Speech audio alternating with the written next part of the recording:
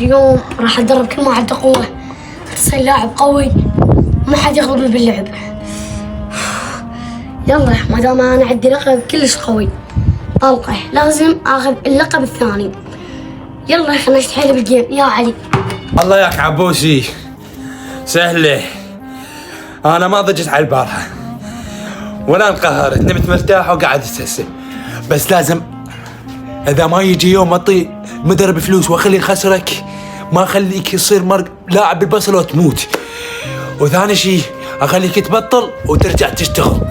فلا اسمي زهرة، انا عباك من ذي النسوان سهلة. الله ابويا عبيس وين رايح؟ هذا بضايد مجماله وانا عننا على بالنا نروح. يلا انا راح اروح اشوف الراتب يجي ولا ما جاش. طول مو راتب هذا، باكر جاي يسلقونها على ما يوزعونها. صدق كذي سد الباب وراي وخابريني من اخابرك، مو متغلسين. خوش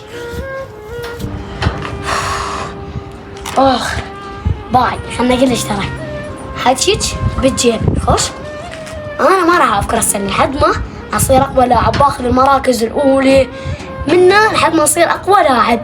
خوش وعلى على ناديك. خوش يلا ابوي انا حروح نتمرن. الله ياك وانت مع الله ياك يجيبكم الوقت. بشوف شو حسويك يا بيس. راح احط لك شويه منوم وظل نص ساعه نايم وتقعد واخذ الطوبه منك وبعدين الدريس. اذا ما خليك تحوم علي وتصرخ فلا اسمي زهره. انا جاي احسن.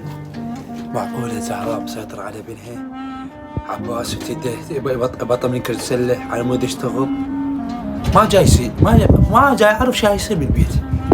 يلا خلنا نروح انا اجيب راتبه وارجع. سهله. يا ابو عبد الله راي من عند الحاجه وراي تكفر لي بجا اخوك ابو الفضل. ها راي من عندك شغله اذا اصير اقوى لاعب بالبصره كون دوم ما اريد اخسر ابي افوز. اوف بس انا عطشان ذكرت عطش الحسين. خلنا نروح نشرب ماي.